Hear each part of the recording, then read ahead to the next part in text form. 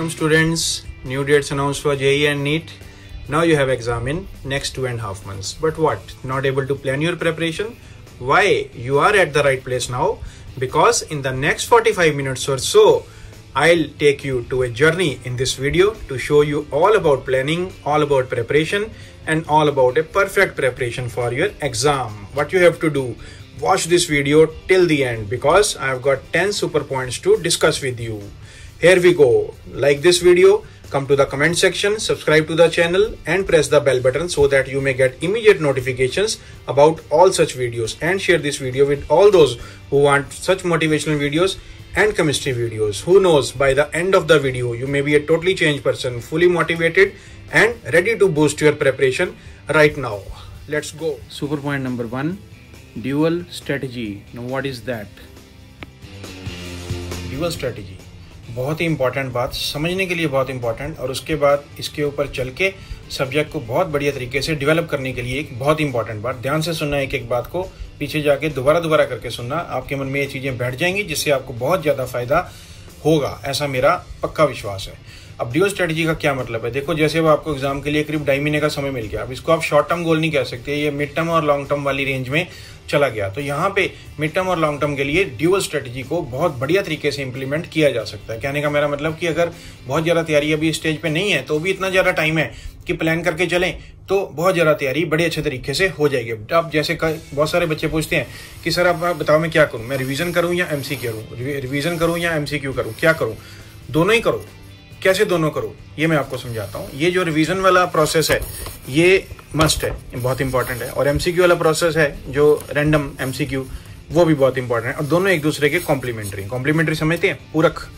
तो कॉम्प्लीमेंट्री दोनों एक दूसरे के हैं भी, और इन दोनों को एक दूसरे के कॉम्प्लीमेंट्री बनाना भी पड़ेगा, जिससे सब्जेक्ट की एक परफेक्ट तैयारी हो जाएगी। मेरी बातें सुनते सुनते इनको पहले ध्यान से सुनना। मैं रिवीजन और एमसीक्यू दोनों में फर्क समझाऊंगा अच्छे तरीके से, इसको ध्यान से सुन के अपने मन में बिठा लेना, और दोनों को कैसे एक दूसरे के साथ इंटर रिलेट करना, रिवीजन में एमसीक्यू कैसे लाने और एमसीक्यू से रिवीजन कैसे करनी है, वो भी बहुत इंपॉर्टेंट है, जिससे आपको बहुत ज्यादा फायदा होगा।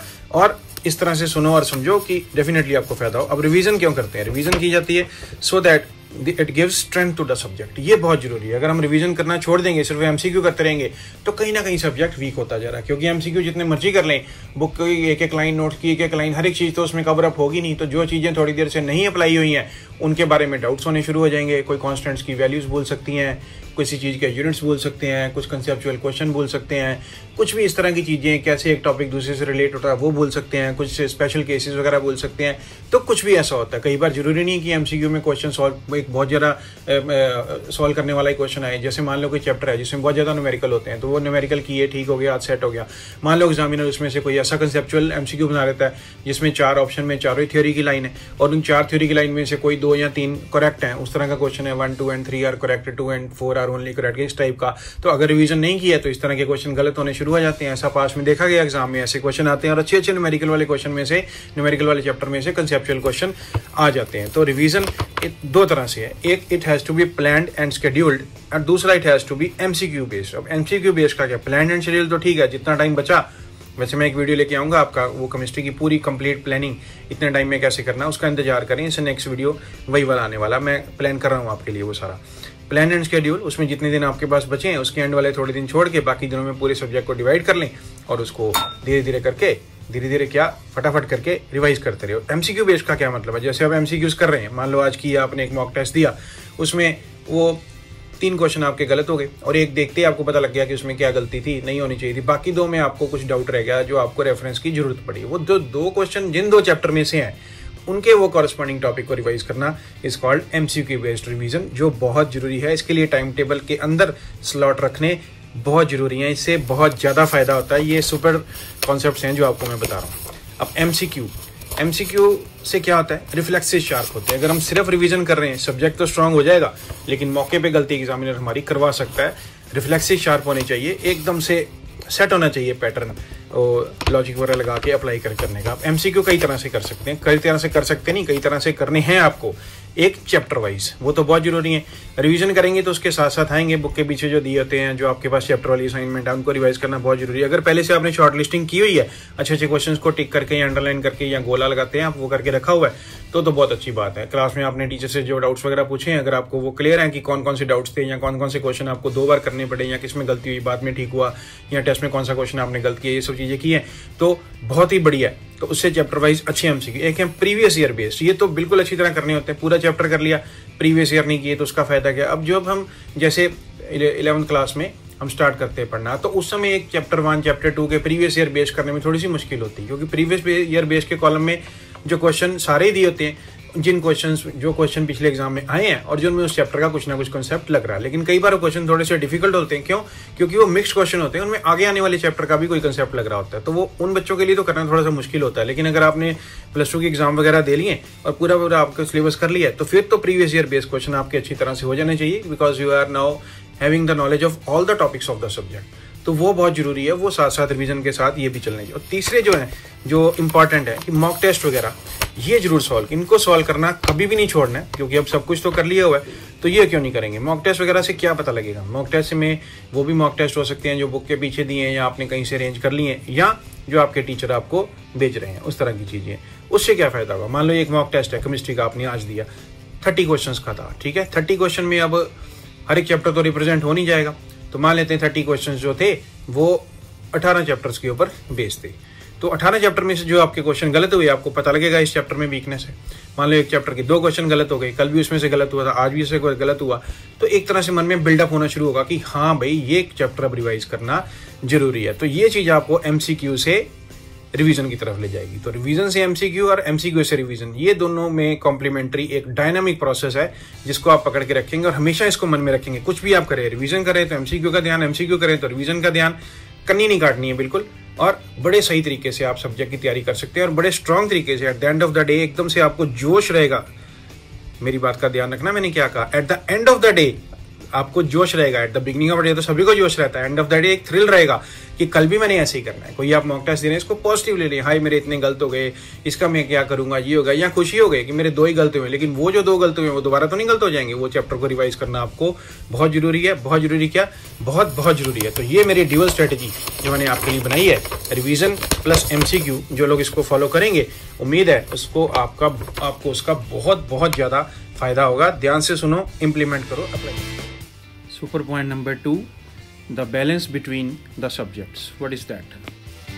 एक और इम्पॉर्टेंट बात क्या है जिसको मोस्टली नहीं, काफ़ी बच्चे इग्नोर कर देते हैं, that is the balance between the subject. हर एक का अपना अपना फेवरेट सब्जेक्ट होता है। कोई बहुत ज़्यादा अच्छी तरह समझ आता है, उसमें अच्छा फ्लो रहता है, और कोई थोड़ा सा पीछे आना शुरू हो जाता है। लेकिन ये चीज़ जरूरी नहीं है। मेरी चीज़ हमेशा याद रखो, एग्जामिनेशन हॉल के अंदर सारे सब्जेक्ट्स बराबर होते हैं। मैं फिर से बोलता हूँ, you will remember this, examination hall में सारे सब्जेक्ट्स बराबर होते हैं। ये पॉइंट बहुत इंपॉर्टेंट है। मान लो आपके तीन सब्जेक्ट हैं, ये आपके A, B और C, तो इनमें से कोई सब्जेक्ट मान लो स्ट्रांग है, कोई सब्जेक्ट वीक है, तो ये इसको कैसे हैंडल किया जाए। मैं आपको एक बात सुनाता हूँ। कई बार जैसे किसी बच्चे ने सोच लिया कि ये सब्जेक्ट मेरा बहुत स्ट्रांग है, तो मैंने मैक्सिमम मार्क्स इसमें स्कोर कर लेंगे, और एक सब्जेक्ट को उसने थोड़ा पीछे जाने दिया, थोड़ा सा पीछे जा रहा था लेकिन इंटेंशनली थोड़ा सा और पीछे जाने दिया कि ये तो मेरा वीक है, इसमें मेरे मार्क्स कम आते हैं, तो इसकी मैं तैयारी थोड़ी कम कर लेता हूँ। मैं स्ट्रांग वाले में बहुत ज़्यादा स्कोर कर लूँगा, वीक वाले में कम स्कोर कर लूँगा, मीडियम वाले में मेरे ठीक ठीक आ ही जाएंगे, और स्ट्रांग और मीडियम मिला के मेरे बहुत ज़्यादा मार्क्स आ जाएंगे। यहाँ पे एक गलती हो जाती है। गलती क्या हो जाती है मैं आपको बताता हूँ। मान लो उस दिन एग्जाम में वो जो आपका स्ट्रांग वाला सब्जेक्ट था उसका पेपर थोड़ा सा टफ आ गया, आ भी सकता है, किसी का भी कोई भी सब्जेक्ट का पेपर कैसा भी आ सकता है। तो अगर टफ आ गया तो नेचुरल बात है कि वो थोड़ा सा लो स्कोरिंग होने के चांसेस हैं। हो सकता है आप सारे ठीक कर लें, वो एक अलग बात है, लेकिन चांसेस हैं कि वो बहुत ज़्यादा टॉप स्कोरिंग सब्जेक्ट्स में से नहीं रहेगा उस दिन। और जो आपका वीक था, जिसका आधा सिलेबस आप छोड़ ही गए हैं, पढ़ के ही नहीं गए हैं कि ये मेरे से होना नहीं हो सकता, वो इतना ईजी आ जाए कि सारा पेपर बेसिक्स में से हो, और जिसको थोड़ा थोड़ा भी आइडिया उसके बारे में वो पूरा स्कोर कर ले। फिर क्या करेंगे? कितना नुकसान हुआ? सिंगल के डबल नुकसान हो गया। इसलिए जरूरी है इस चीज़ को समझना कि हर एक सब्जेक्ट की तैयारी जो है जहाँ तक हो सके बराबर करनी चाहिए। इंटरेस्ट के बेस पे थोड़ा सा फर्क पड़ सकता है। कितना फर्क? 19-21 कहते हैं ना, 19-21 का फर्क। इससे ज़्यादा डिफरेंट सब्जेक्ट्स में नहीं लाना चाहिए। एक सिंसियरली तैयारी करनी चाहिए। और याद रखना, एग्जामिनेशन हॉल के अंदर तीनों सब्जेक्ट जो है बराबर होते हैं। किसी में भी आप ज़्यादा स्कोर कर सकते हैं और कोई भी आपका कम स्कोर वाले में जा सकता है। Do good justice to all. अब ये ABC क्या है? तो इसके लिए कई तरह के पैटर्न होते हैं तैयारी करने के। एक तो ये ABC पैटर्न है, मीन्स कि आप डेली हर एक सब्जेक्ट की तैयारी करें और टाइम को इक्वली डिवाइड करके रखें।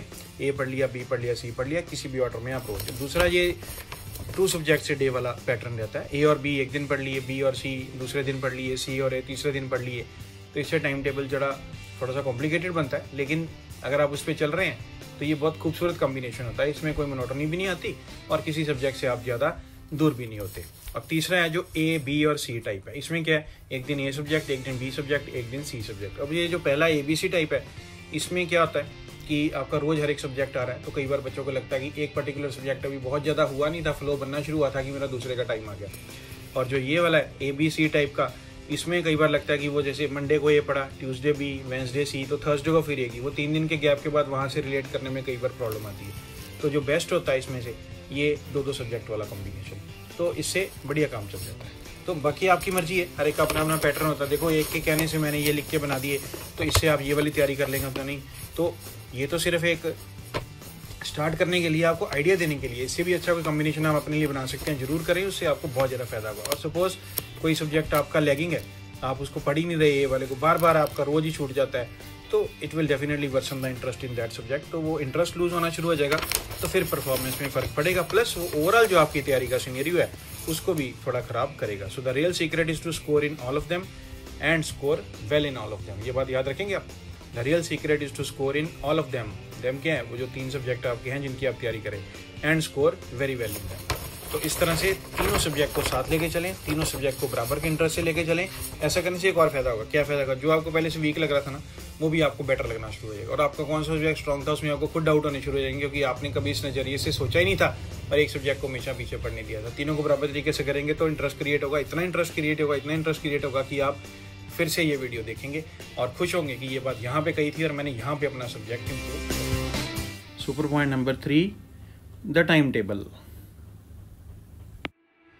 अगला पॉइंट जो बहुत ज़्यादा इंपॉर्टेंट है वो है टाइम टेबल, समय सारणी। एक अच्छा टाइम टेबल बनाना बहुत ज़रूरी है जब पर्टिकुलरली आप किसी गोल के लिए तैयारी कर रहे हैं और उसके लिए एक निर्धारित समय आपके पास है। टाइम टेबल के बिना तो मोस्टली केसेस में काम नहीं चलेगा। टाइम टेबल के फ़ायदे क्या हैं? टाइम टेबल बहुत इंपॉर्टेंट है। इसका एक फ़ायदा है, it helps you to plan, it helps you to do. Plan करेंगे तो करेंगे, तो जैसे वो पुरानी वाली कहावत होती है ना, well begun is half done, वो थोड़ा थोड़ा इसके ऊपर एप्लीकेबल हो ही जाता है। प्लानिंग बहुत जरूरी है और वो प्लानिंग टाइम टेबल के थ्रू बड़े अच्छे तरीके से हो सकती है। हो सकता है आप दिन में पढ़ने वाले हो सकता है आप रात में पढ़ने वाले हो, आप दोनों के टाइम टेबल बिल्कुल अलग अलग होंगे, लेकिन जितने बजे आप रोज जागते हैं उसके हिसाब से सारे दिन की दिनचर्या का टाइम टेबल एक आपको बना के रखना चाहिए। एक बहुत बढ़िया टाइम टेबल, उसमें एक बुकवर्म टाइप भी नहीं टाइम टेबल होना चाहिए कि सिर्फ पढ़ना ही लिखा हो। उसमें जो भी आपकी हॉबीज़ हैं, आपको थोड़ी देर गाने सुनते हैं, आप कुछ और एक्टिविटी करते हैं, आप कोई स्पोर्ट्स करते हैं, आप योगा करते हैं, या आप थोड़ा वर्कआउट करते हैं या टीवी देखते हैं, तो इस तरह की चीज़ों के लिए बीच बीच में गैप्स होने चाहिए। अब इसमें भी 2 तरह के स्टूडेंट, एक होते हैं जो लगातार एक स्ट्रेच में पढ़ लेते हैं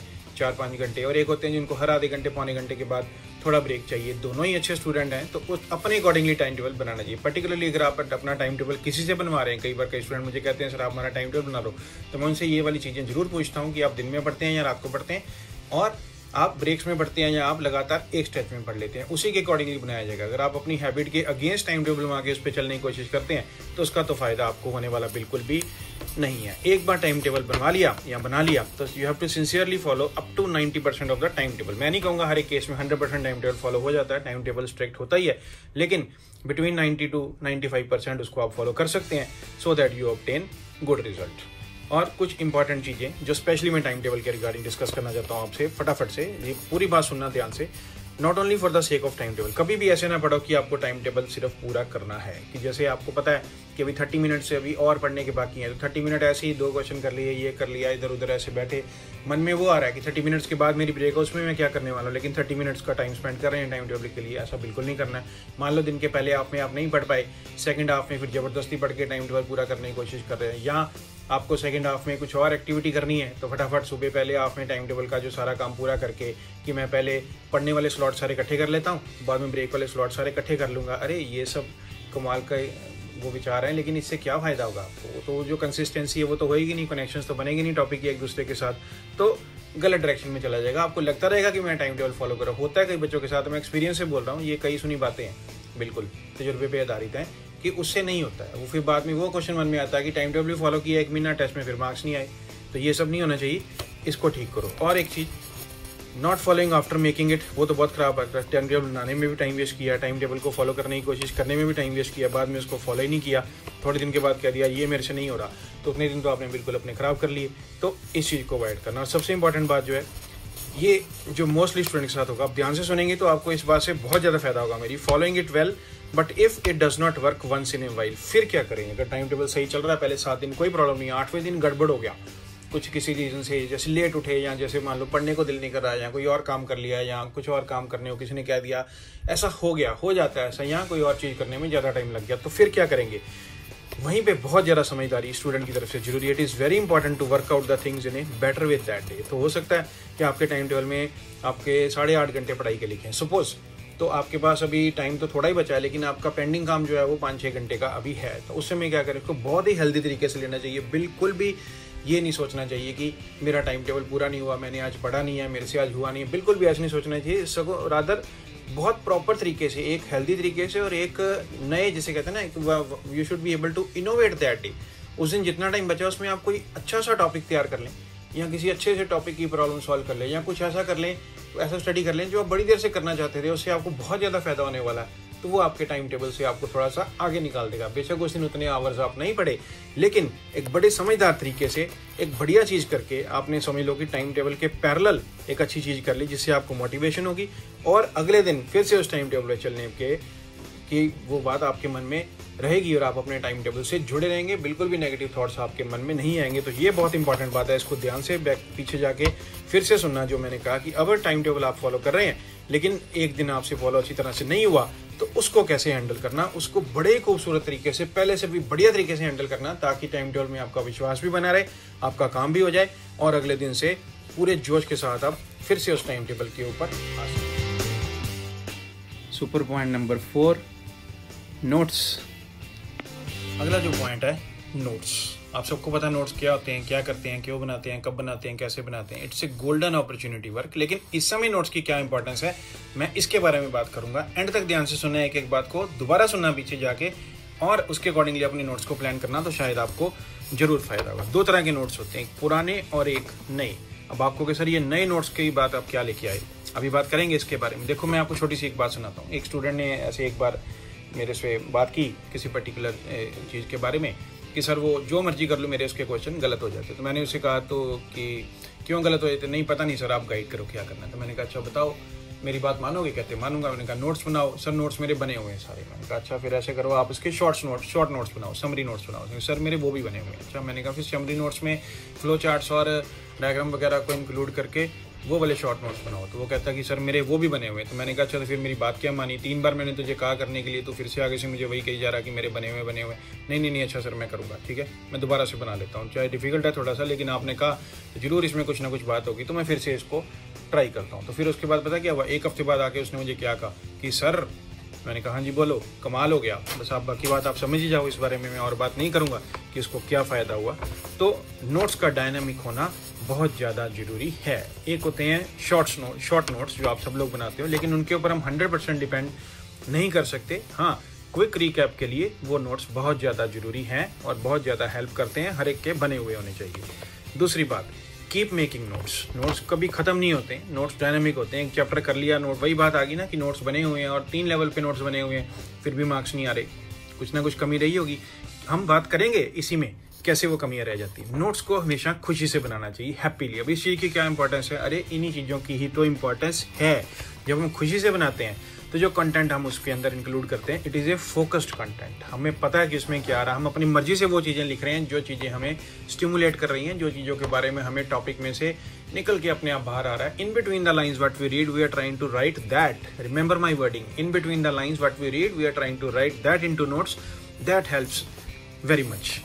इंजॉय मेकिंग नोट्स, क्योंकि अगर आप नोट्स बनाते हुए अच्छा आपको नहीं लगेगा तो लर्निंग नहीं होगी। When you enjoy making notes you are learning only. आपको उसी से बहुत ज़्यादा फायदा हुआ। ऐसे ट्रांसलेशन कर ली या कहीं से ऐसे कॉपी पेस्ट वाला भी ट्रेंड होता है वो कर लिया, उससे तो कोई फायदा नहीं होगा। You will learn by making new notes always. ये तो एक गोल्डन रूल की तरह, अगर आपको मैं फिर से बोल के सुनाता हूँ, you will learn by making new notes always. इस बात को तो आज अपने मन में आप बिठाई लो कि सर ने कहा कि you will learn by making new notes always. Time हमेशा होता है नोट्स बनाने के लिए, टाइम की कभी कमी नहीं होती, स्पेशली जब हम मिड टर्म और लॉन्ग टर्म गोल्स की बात कर रहे हैं तो। And keep updating notes. सब कुछ तो आप अपडेट करते हैं, मोबाइल का सॉफ्टवेयर अपडेट करते हैं, है ना, लैपटॉप में कुछ सॉफ्टवेयर है वो अपडेट करते हैं, और कुछ चीज़ें डेली न्यूज़ में क्या चल रहा है वो उसको अपडेट करते हैं, सब्जेक्ट में क्या डेवलपमेंट है, क्या इन्फॉर्मेशन है, एग्जाम के बारे में क्या अपडेट करते हैं। तो नोट्स पुराने क्यों चला रहे हैं, उनको अपडेट करो। जितनी बार आप टॉपिक पढ़ोगे, जितनी बार उसकी एमसीक्यूज करोगे, कुछ ना कुछ जरूर नया निकल के आता। नए से ये मेरा ये मतलब नहीं है कि सिलेबस में कुछ छूट गया हुआ आपका नया निकल के आ रहा है। नए से मेरा मतलब है कोई ऐसी चीज जो पहले से नजरअंदाज हो गई थी, तो उसको अपने नोट्स के अंदर इंक्लूड करना बहुत जरूरी है। वो जो नोट्स हैं वो कभी कंप्लीट नहीं होंगे, लेकिन जो नोट्स बनाने का प्रोसेस है, it is such a beautiful journey, it is such A learning type of journey कि वो आपके सब्जेक्ट को जरूरत से ज्यादा, याद रखना मेरी वर्डिंग ये, वो आपके सब्जेक्ट को जरूरत से ज्यादा स्ट्रांग कर देगी। तो आज मैंने सारी बातें खुल के कह दी हैं कि नोट्स के बारे में क्या क्या किया जा सकता है और नोट्स बनाने में क्या फर्क रह जाता है। कि कभी कभी नोट्स पूरे बने होते हैं फिर भी उसके बेस पे ज्यादा मार्क्स नहीं आ रहे होते। ये दो चीजें सबसे इंपॉर्टेंट है, happily and enjoy making notes and learn by making new notes always. Notes बनाना एक डायनामिक प्रोसेस है, इसको याद रखना। इसको point number 5, avoiding the distractions. One of the important points which I want to discuss with you is please avoid distractions. अब आप कहोगे सर देखो अवॉइड भी कह रहे हो और साथ में प्लीज ही कह रहे हो। देखो टीचर और स्टूडेंट का रिलेशन ही है सर, प्लीज भी कहना पड़ता है और मना भी करना पड़ता है, दोनों चीजें एक साथ करनी पड़ती हैं। This is very important. मैं उन्हीं डिस्ट्रैक्शंस के बारे में आपसे बात करूंगा which the students have already told me, because you are the ones who know your distractions better. तो शुरू करते हैं एक एक करके। Less video games, less television कम किए जा सकते हैं, लेस इंटरनेट, बात करेंगे इसके बारे में। Less time spending just like that, ऐसे बैठे बैठे टाइम पास हो जाना। लेस फोन का कम यूज, लेस चैटिंग, और नीचे कुछ स्टार वाले हैं उनके बारे में बाद में बात करते हैं, पहले इन पे आते हैं। लेस वीडियो गेम और लेस टीवी। देखो कभी किसी को ये नहीं कहा गया कि आप वीडियो गेम बिल्कुल ना खेलो या टीवी ना देखो, ये सब चीजें भी हैं, बनी हैं।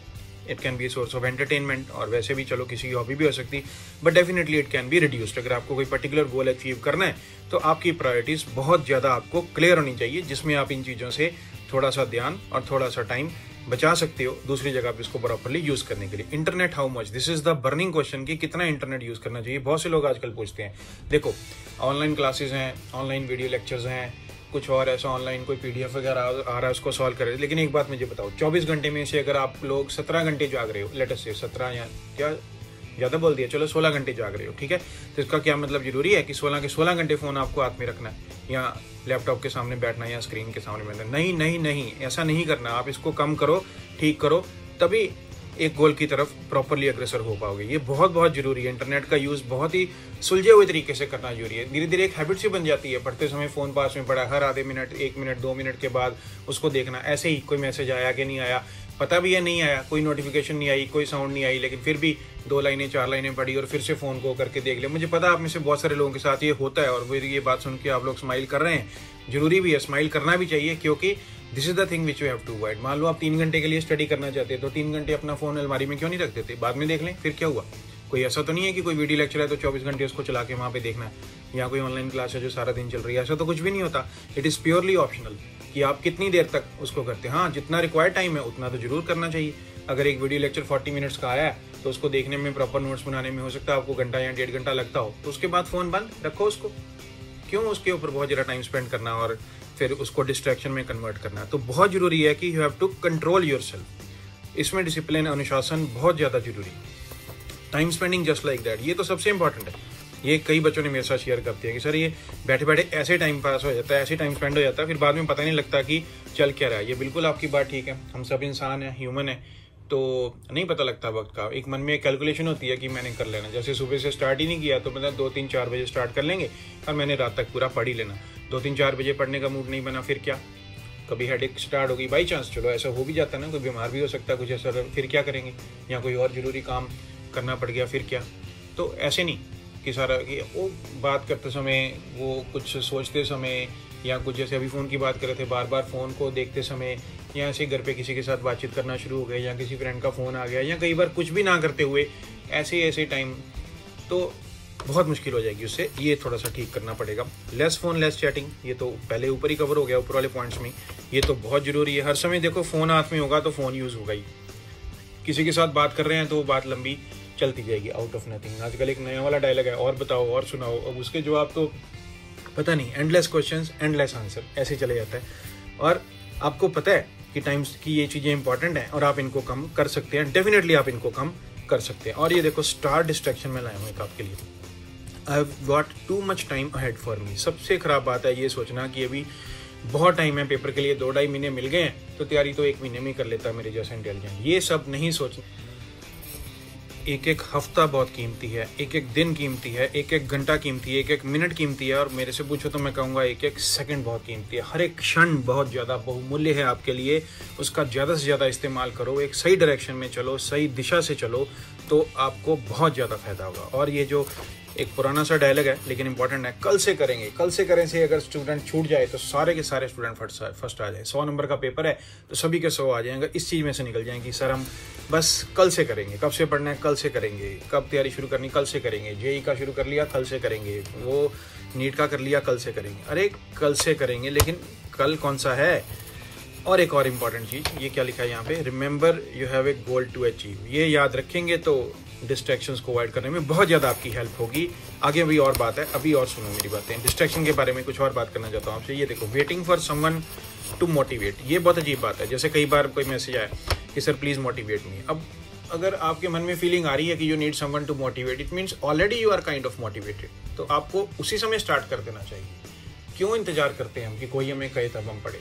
जब किसी दूसरे को कुछ कहना है, वो नहीं पढ़ रहा तो उसको आप कहने के लिए तैयार हो जाते, समझाने के लिए तैयार हो जाते, लेकिन अपने लिए कहाँ? पहले अपने लिए करेंगे तो ही फिर दूसरों को कर पाएंगे ना। उसी चीज़ को समझाने का फायदा होता है जिस चीज़ की समझ अपने आप को खुद को। अगर पहले उस पर नहीं चलेंगे तो कोई दूसरा भी आपकी बात पे नहीं चल सकता। आपको पता है कोई छोटा बच्चा है, किसी को समझाना पड़ेगी पढ़ाई की क्या इंपॉर्टेंस है या डिसिप्लिन से कैसे चलना चाहिए, तो आपके पास हर तरह के तरीके समझाने के लिए डिटेल में आप पूरी बात कर सकते हैं। लेकिन अपने लिए you are waiting for someone to motivate, ऐसा नहीं करो। अभी एक और बात है, ये भी सुनना ध्यान से, टू मच एडजस्टमेंट, ये सबसे इंपॉर्टेंट है। जो मुझे ऐसा ऑब्जर्व करता हूँ मैं कई बार कि हम लोग देखो इंसान है, मनुष्य है ना, तो हमें सबसे ज़्यादा ये टाइम के साथ साथ अपने हमको डाल लेते हैं, और कई बार इतना ज़्यादा डाल लेते हैं कि शायद अपना नुकसान भी होना शुरू हो जाता है। कि जैसे अभी है टाइम कि चलो नहीं पढ़ा कोई बात नहीं, कल नहीं पढ़ा कोई बात नहीं, परसों, अब इसी में एडजस्टमेंट हो जाती है कि नहीं पढ़ रहे हैं तो ठीक है, कोई नहीं, हो सकता बाकी भी ना पढ़ रहे हो सकता कोई भी ना पढ़ रहे हो। तो इन चीज़ों से निकलना बहुत ज़रूरी है। ये सारी बातें जो मैंने डिस्ट्रैक्शन के बारे में आपके साथ की हैं, ये बहुत इंपॉर्टेंट है। इनको पीछे जाके बाद देखना, दिन में एक बार जरूर देखना, इनको बार देखना और कोशिश करना कितना आप इसमें से ऊपर उठ के आ सकते हैं, कितना आप चमक सकते हैं, कितना आप अपने आप को और ज़्यादा इम्प्रूव कर सकते हैं। और पॉइंट नंबर 6, टेस्टिंग। अगला पॉइंट है टेस्टिंग। टेस्टिंग तो बहुत इंपॉर्टेंट है। अब आपको कि मैंने प्लान बनाया है कि मैं 1.5 महीने 2 महीने में सारा सिलेबस कर लूँ, उसके बाद मैंने टेस्ट देने हैं। अरे जब तक आप टेस्ट दोगे आपको सिलेबस कितना भूल जाएगा, और रिफ्लेक्सेस कैसे बनेंगे MCQs करने के। तो टेस्टिंग क्यों नहीं, टेस्टिंग तो बहुत इंपॉर्टेंट है और हर स्टेज पे इंपॉर्टेंट है, इसलिए लिखा देखो मस्ट। लेकिन टेस्टिंग में एक चीज़ बहुत जरूरी है, it has to be quality and not quantity. Quantity पे ज़्यादा ध्यान नहीं देना, हाँ करने होते हैं काफ़ी, लेकिन क्वालिटी के ऊपर ज़्यादा ध्यान देना। क्वालिटी ऑफ टेस्टिंग से क्या मतलब है, मैं आपको एक्सप्लेन करता हूँ। सबसे पहले तो टेस्टिंग में आपको क्या करना चाहिए, you have to do the basic questions. Basic question कोई चैप्टर रिवाइज किया, बुक में उसके पीछे क्वेश्चंस रहते हैं या आपको असाइनमेंट रहेगी, वो सब करना, बेसिक क्वेश्चन जरूर करने। प्रीवियस ईयर MCQ वो तो पहले भी हम बात कर चुके हैं इस बारे में, ये नहीं किए तो क्या किया, उससे एक आइडिया हो जाता है किस टाइप को। बेशक पिछले साल आया वाला क्वेश्चन इस साल रिपीट नहीं हो रहा, but you get some idea कि एग्जामिनर के मन में किस तरह की चीज़ें आ सकती हैं। सब्जेक्टिव क्वेश्चन ये बड़ा इंपॉर्टेंट है। इससे आप मेरे साथ बात करोगे कि सर ये सब्जेक्टिव क्वेश्चन का क्या है, तैयारी तो हम MCQ टेस्ट की कर रहे हैं, लेकिन बड़े सारे कंसेप्चुअल क्वेश्चन जो है वो सब्जेक्टिव क्वेश्चन में से निकल सकते हैं। बड़े सारे न्यूमेरिकल जो होते हैं सब्जेक्टिव, उसको MCQ में कन्वर्ट कर सकते हैं। तो जो थोड़े बहुत बुक के पीछे होते हैं या जो रूटीन में आपकी कॉपी पे हैं, आपके टीचर ने आपको कराए हैं, उन क्वेश्चंस को जरूर देखना चाहिए, न्यूमेरिकल्स को जरूर देखना चाहिए।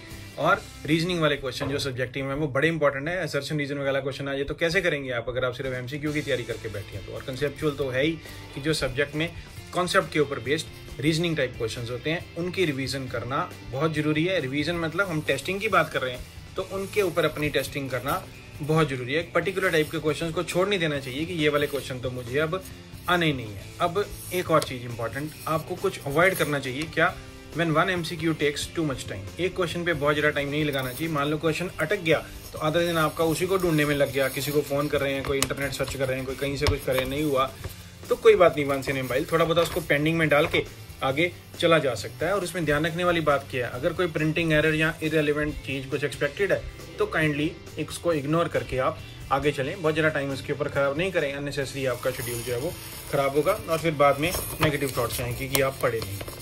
टेस्टिंग में सबसे इंपॉर्टेंट चीज़, it has to be a time bound preparation. अब टाइम बाउंड और टेस्टिंग ये दोनों चीज़ें एक दूसरे के कॉम्प्लीमेंट्री होती ही हैं। अब जो टेस्टिंग से मेरा मतलब ये नहीं है कि आप इस चैप्टर का कहीं से टेस्ट ढूंढ के लाएं और आप टेस्ट दे रहे हैं। मैं आपको बताता हूँ, कोई चैप्टर आपने जैसे कर लिया तो उसके जो पीछे बुक के पीछे MCQs हैं, यहाँ आपकी असाइनमेंट में है 20 MCQ 20 मिनट्स, आपकी मर्जी है 30, 40, 50 आप कुछ भी कर सकते हैं, लेकिन टाइम बाउंड। अब 20 मिनट में वो 20 MCQs करने हैं, अकॉर्डिंगली आप देख लें कितना टाइम आपको चाहिए उसको करने के लिए, और बहुत ज़्यादा नहीं है। अगर बिल्कुल थ्योरी वाले टॉपिक हैं तो आपके 10 मिनट में 20 भी हो जाएंगे, और अगर सारे न्यूमेरिकल वाला टॉपिक है तो आपको 20 की जगह 25 या 30 मिनट भी लिए जा सकते हैं उसके लिए। तो सपोज 20 MCQ के लिए आपने 20 मिनट रखे और आपने वो किए, उसके बाद उनको चेक करना है। एक एक करके चेक नहीं करना, 20 मिनट के बाद ही उनको चेक करना। मान लो 16 ठीक हो गए, 3 गलत हो गए और 1 अनअटेम्प्टेड था।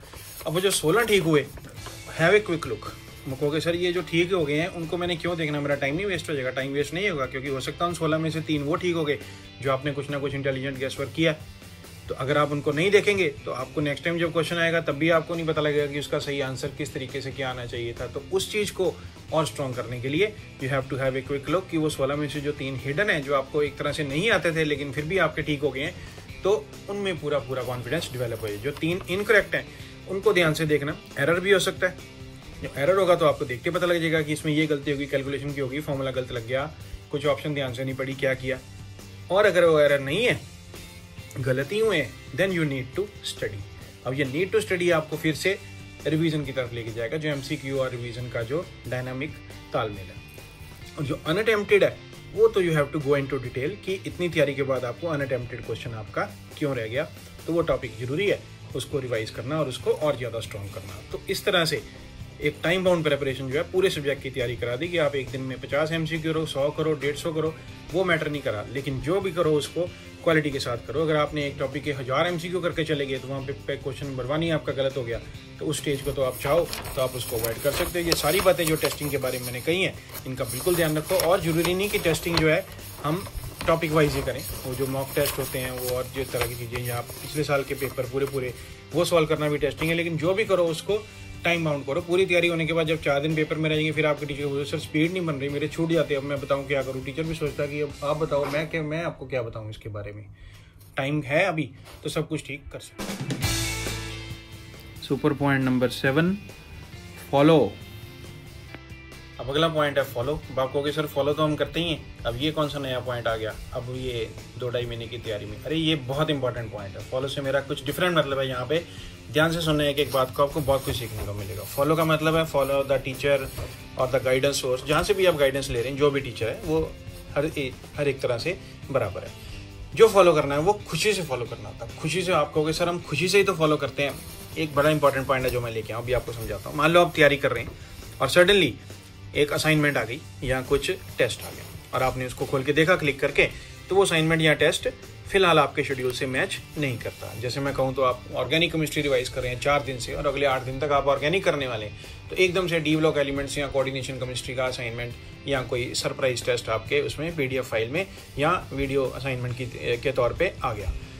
Then what? फिर आप क्या सोचते हैं? आप में से मोस्टली लोग उसको नहीं करते। क्यों? कहते हैं कि मैं तो ऑर्गेनिक कर रहा हूँ, तो अभी मुझे करने का फ़ायदा क्या, अभी मुझे वो तैयार नहीं है, अभी मेरी ऑर्गेनिक की तैयारी डिस्टर्ब हो जाएगी, अभी इनऑर्गेनिक करूँगा तो उसमें मेरे से ज़्यादा ठीक नहीं होंगे।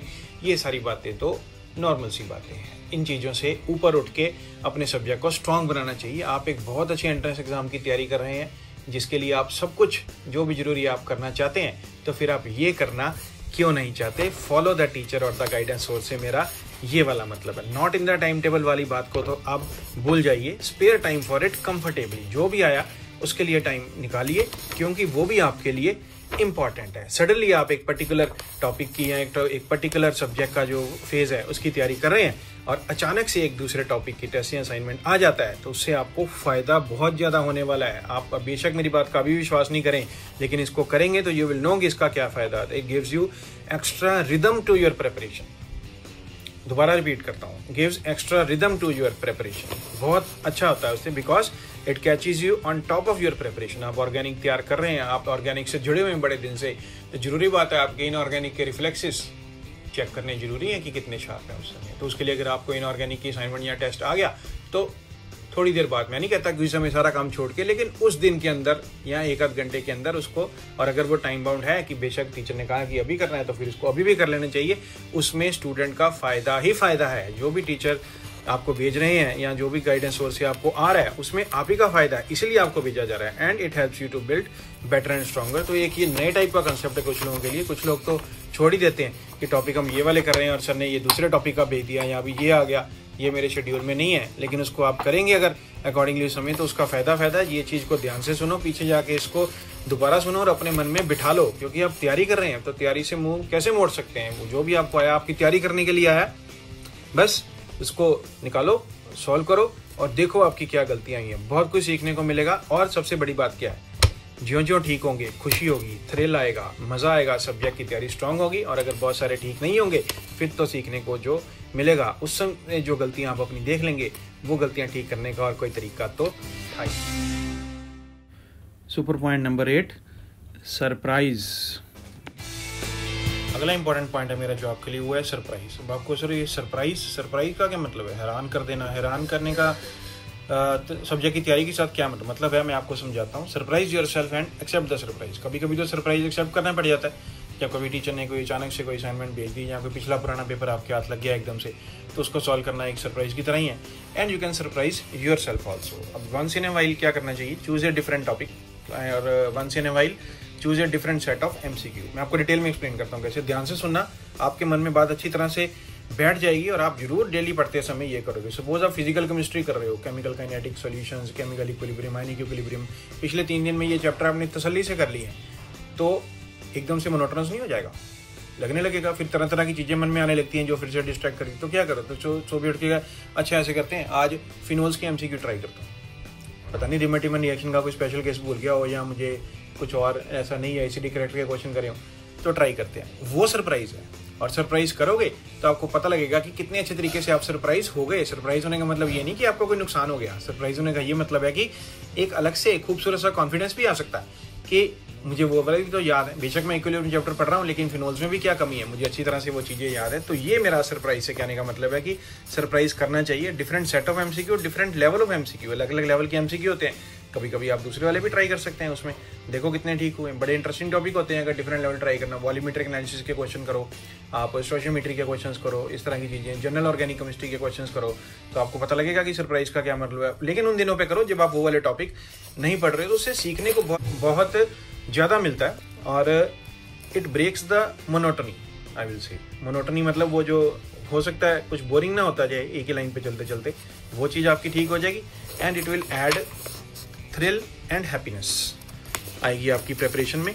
और मैंने क्या लिखा है, it looks like a challenge, एक छोटे चैलेंज की तरह है कि देखते हैं करके वो वाला मुझे आता है कि नहीं। और बिलीव मी, जो आप तैयारी एक रूटीन में कर रहे हैं, टाइम टेबल के हिसाब से चल रहे हैं, उसके ऊपर वो सब कुछ कंसिस्टेंटली चल रहा है, ये उसका जो रिदम है, उसका जो थ्रिल है, उसकी जो एक्साइटमेंट है, ये सरप्राइज एलिमेंट उसको नीचे नहीं आने देगा, ये उसको ऊपर ही रखेगा। तो आपको हर हफ्ते 10 दिन के बाद किसी को पूछना नहीं पड़ेगा कि ये बड़े अब आजकल दिल सा नहीं कर रहा पढ़ने के लिए, मोटिवेशन नहीं हो रही, वो बात नहीं आ रही मेरी पढ़ाई में, वो सब चीज़ें नहीं होंगी अगर आप अपने आप को सरप्राइज भी साथ साथ करते रहेंगे तो। और इसमें ये इंपॉर्टेंट बात है, स्कोर डज नॉट मैटर, कितने ठीक हुए वो मैटर नहीं करता, the process itself is beautiful. ये 2 लाइनें तो मैं चाहता हूँ आप स्क्रीनशॉट लेके रखो, इसका आपके काम आएंगे। The score does not matter in a surprise thing, the process itself is beautiful which peps up our level of preparation, peps up our feeling for what we are preparing. इन सब चीज़ों को मिला के सरप्राइज जो है वो बहुत इंपॉर्टेंट है। पीछे जाकर ये लाइनें दोबारा सुनो, एक एक चीज़ को अपने मन में बिठाओ। और मैं तो कहता हूँ आज से ही अगर सुबह से जो भी आपने पढ़ लिया, इसके अलावा किसी चीज़ के 10 या 15 MCQ ट्राई करो, देखना मज़ा आ जाएगा, नहीं आएगा तो सुपर पॉइंट नंबर 9, काम एंड फोकस्ड। अगला पॉइंट आ जाता है काम एंड फोकस्ड। अब ये पॉइंट तो आप कहोगे सर आपके हर एक वीडियो में रहता ही है। हाँ, ये जरूरी भी है, सिर्फ ये नहीं कि ये सिर्फ वीडियो के लिए, ये लाइफ में हर एक स्टेज पे रहता है। काम मतलब एकदम मन शांत रखना और फोकस मतलब एकदम से आपका ध्यान एक पर्टिकुलर चीज़ के ऊपर केंद्रित होना। इन दोनों चीज़ों के बिना काम कैसे चलेगा। आप कोई भी एग्जाम की तैयारी कर रहे हो, आप किसी भी चीज़ की तैयारी कर रहे हो, आप नई भी तैयारी कर रहे हो, तब भी ये दोनों चीज़ें तो बहुत इंपॉर्टेंट है। सारा कुछ कर लिया, पढ़ लिया, सब कुछ कर लिया, बाद में रेस्टलेसनेस हो गई, क्वेश्चन गलत हो गए, उसका भी क्या फ़ायदा बताओ। अवॉइड कर सकते हैं कि नहीं कर सकते हैं, कैसे, चलो अभी इस बारे में बात करते हैं। These are the most important thing. तो फोकस का क्या मतलब है कि consistently you are working in the right direction. Working का मतलब ये नहीं कि जो कर रहे हैं, जो मन में सोच रहे हैं उसमें फोकस्ड हो कि ज़्यादा इंपॉर्टेंट है। देखो के लिखा, के फॉर केंद्रित था, मैंने ऐसे ही पहले मुझे लगा हिंदी में लिख दो, फिर मैंने सोचा चलो के लिख देते हैं, आपको याद रहेगा कहीं ना कहीं के। हो सकता है आप इसका स्क्रीनशॉट भी लेकर रखें, याद रखें कि सर ने हमें ये के वर्ड सिखाया था। तो एक ही तरफ जो ध्यान, जो आप करना चाह रहे हैं। पढ़ते समय का ध्यान कहीं और है, पढ़े एक सब्जेक्ट रहे हैं, ध्यान कुछ और में कि मैं ये करना चाहता हूँ, मैं वो ठीक है अपनी जगह पे, लेकिन अभी जिसकी तैयारी कर रहे हैं अभी इसके ऊपर ध्यान दें। बाकी चीज़ों के लिए लाइफ में बहुत टाइम मिलेगा और बड़ी अच्छी तरह से उसको कर सकेंगे। मान लो 2 घंटे बाद किसी दोस्त का फोन आना है, वैसे तो ये बड़ी छोटी लोकल एग्जांपल है लेकिन इंपॉर्टेंट है, और पढ़ते हुए 2 घंटे उसी चीज़ में ध्यान कि उससे क्या बात करनी है, क्या कहना है, कल क्या था, तो वो सब इंपॉर्टेंट नहीं है, इसलिए फोकस बहुत जरूरी है। अब काम होने के क्या फ़ायदे हैं? काम होने, कई बार मेरे से बच्चे पूछते हैं सर आप काम तो कह देते हो बार बार, लेकिन थोड़ा सा इसको डिटेल में एक्सप्लेन किया करो। मैंने कहा चलो आप एक्सप्लेन कर देते हैं। मन शांत होने से क्या होता है, जब आप सब्जेक्ट को रिवाइज करते हैं तो बेटर कनेक्शन बनते हैं। बेटर कनेक्शन किस चीज़ के बनते हैं? सब्जेक्ट में एक चीज़ के दूसरी चीज़ के साथ अच्छे कनेक्शन बनते हैं, आपके मन के सब्जेक्ट के साथ बेटर कनेक्शन बनते हैं, जिससे चीज़ें याद रहती हैं। तो वो वाली सिचुएशन नहीं राइज होती कि मैंने किया, मैंने पढ़ा, सब कुछ रिवाइज किया, फिर भी मेरा ये क्वेश्चन हो नहीं रहा। कहीं ना कहीं कनेक्शंस में कमी हो सकता है, रह गई हो, कि जिसे कहते हैं ना क्लिक नहीं कर रहा, वो क्लिक करना बेटर कनेक्शन है। मच बेटर रिटेंशन, याद रहता है। कई बार क्या आपको पता ही, आप सभी चीज में से गुजरे हो कि आगे पढ़ी जा रहे हैं पर पिछला वो भूलता जा रहा है, रिटेंशन नहीं हो रही।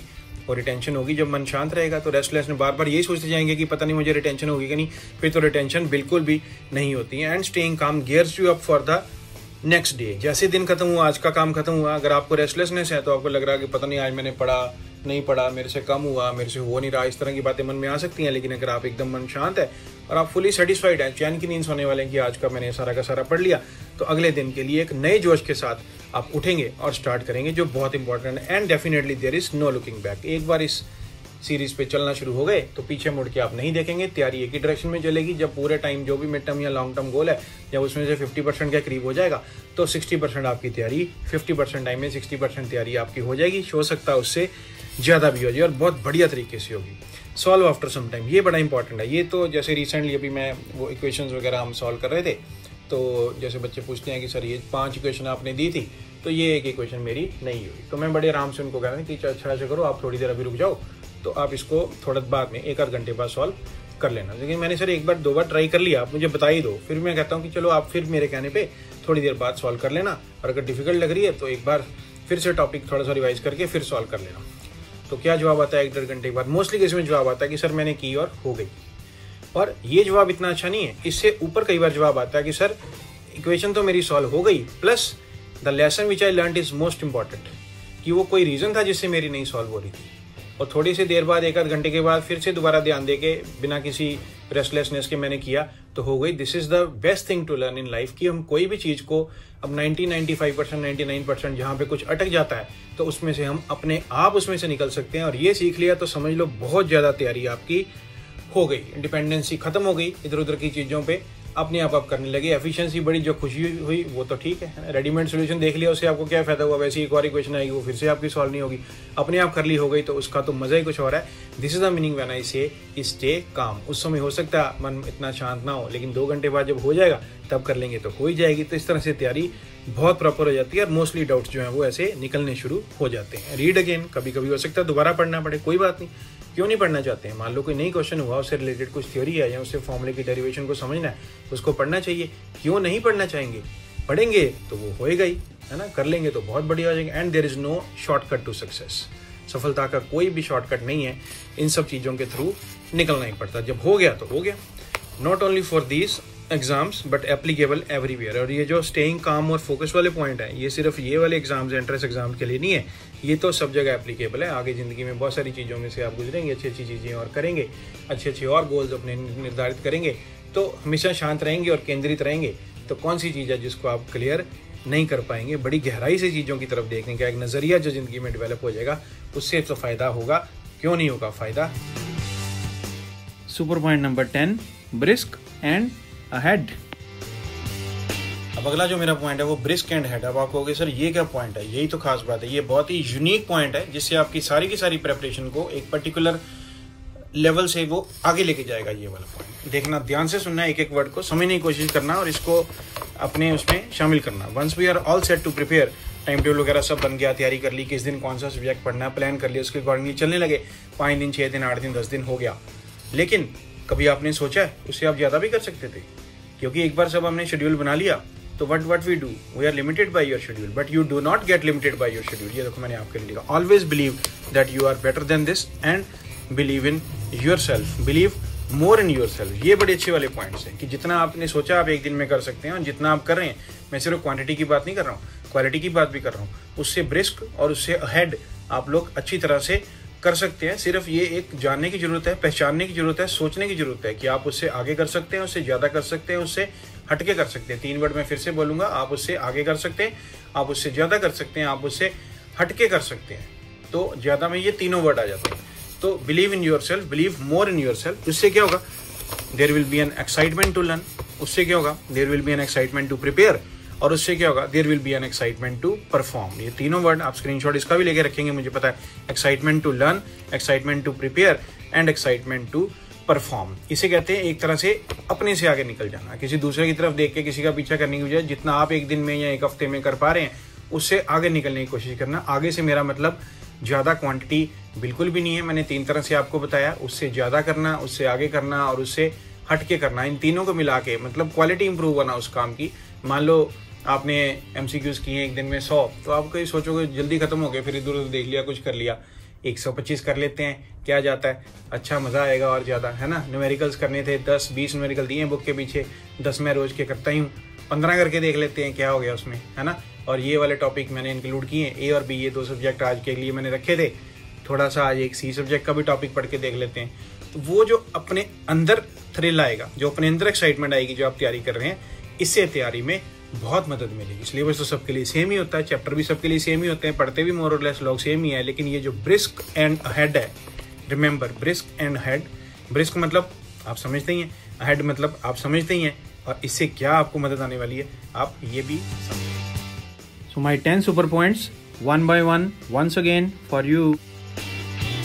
So let us revise and compile all the super points one by one. Super point number 1, dual strategy. Super point number 2, balance between subjects. Super point number 3, timetable. Super point number 4, notes. Super point number 5, avoid distractions. Super point number 6, testing. Super point number 7, follow. Super point number 8, surprise. Super point number 9, calm and focus. Super point number 10, brisk and ahead. Now what you do, come to the comment section and let me know how motivated do you feel, how excited you feel towards your preparation starting from today only. And please share this video with all those who also require motivation and will be happy to join. So start your journey to success right now.